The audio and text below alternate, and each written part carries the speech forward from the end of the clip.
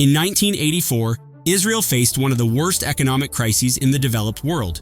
Inflation had skyrocketed to over 400% annually. That means if you bought a loaf of bread in January, by December, it would cost 4 times more, or worse. Wages couldn't keep up, prices changed daily, pensions lost their value, and public confidence in the national currency, the Israeli shekel, had completely evaporated. The entire economy was in freefall. Supermarket shelves were empty, citizens were hoarding US dollars, and the banking system was on the verge of collapse. To many, it looked like Israel was about to become a failed state. But today, Israel has one of the most advanced economies in the world. It leads in cybersecurity, AI, biotech, and agriculture. It attracts more venture capital per capita than almost any other country. Its GDP per capita now exceeds that of France, Japan, and even the UK. So how did this tiny, resource-scarce country, smaller than New Jersey, go from near collapse to global innovation leader? It's not just a story of technology, it's a story of reform, strategy, and survival. The breakdown. What went wrong? In the 1970s and early 80s, Israel's economy was a ticking time bomb. Here's why. 1. Massive government spending. After its independence in 1948, Israel faced near-constant warfare. Security spending became the top priority, reaching up to 30% of GDP in some years. But it wasn't just defense. Israel had committed itself to absorbing millions of immigrants, mostly Jews fleeing persecution from the Soviet Union, the Middle East, and North Africa. This meant building housing, infrastructure, healthcare systems, and schools from scratch, all while under threat of war. The government also owned most of the economy: banks, factories, transport, even newspapers. And many of these enterprises were deeply inefficient. 2.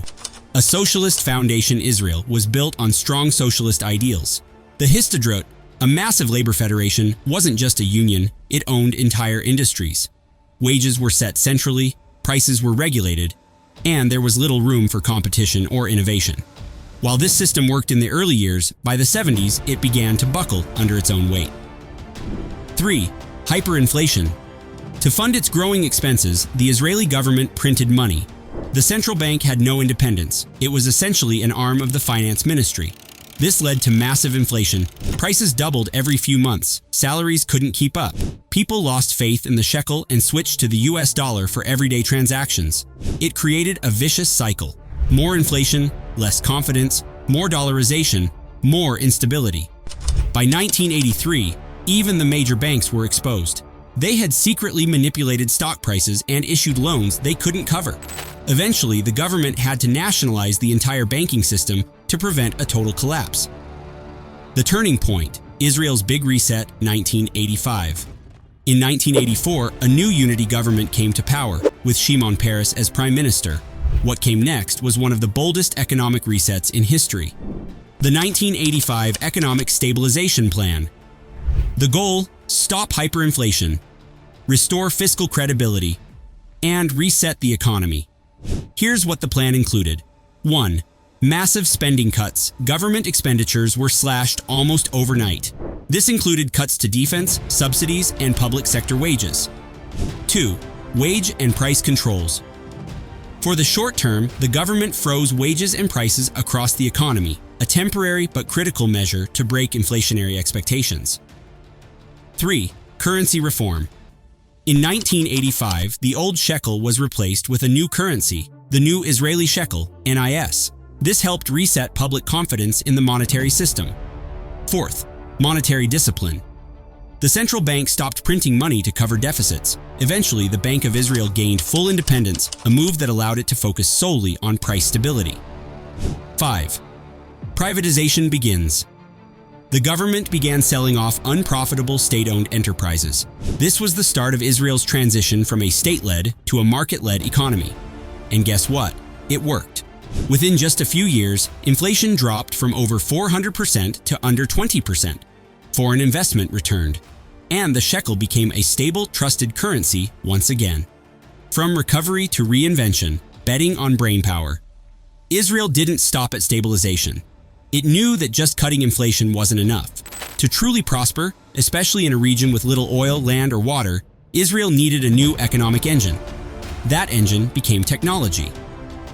1. Education and military R&D. Israel had always invested heavily in education, especially STEM fields, but it also had something unique: mandatory military service in tech-heavy units like Unit 8200, the Israeli equivalent of the NSA.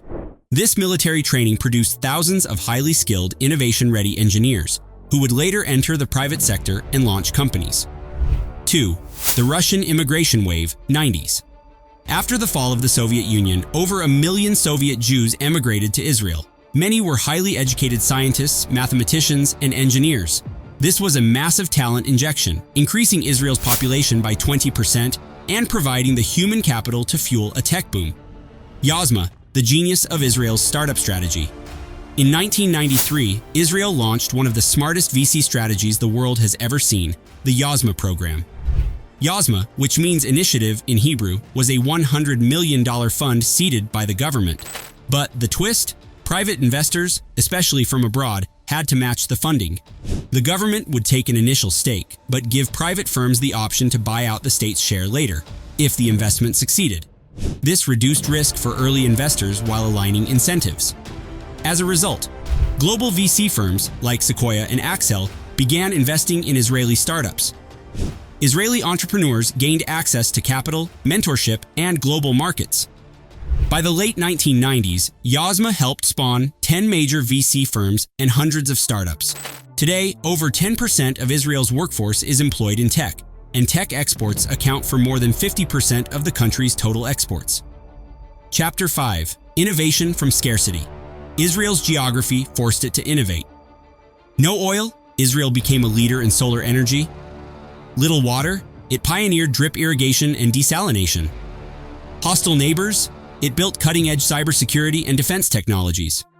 Food insecurity? It became a global player in ag tech and alternative proteins. Today, Israel is home to more than 6,000 startups, one for every 1,500 people. That's the highest startup density in the world. The outcome? From crisis to global power. In just 4 decades, Israel went from an inflation-ridden socialist state to a capitalist, innovation-driven economy. Today, GDP per capita, over $55,000, R&D spending, approximately 5% of GDP, one of the highest in the world. VC funding per capita, number 1 globally, tech unicorns, dozens, including Mobileye, Waze, Fiverr, and CyberArk. Israel's success wasn't about natural resources. It wasn't about being big. It was about adaptation, intelligence, and policy courage. Lessons for the world. Israel's transformation offers powerful lessons. Even in times of crisis, decisive reform can reverse decline. Human capital, not natural wealth, is the key to long-term growth. Innovation ecosystems require both talent and targeted policy. If a tiny, isolated country surrounded by enemies can do it, any country can, but only if they're willing to rethink how economies grow and what truly creates national wealth.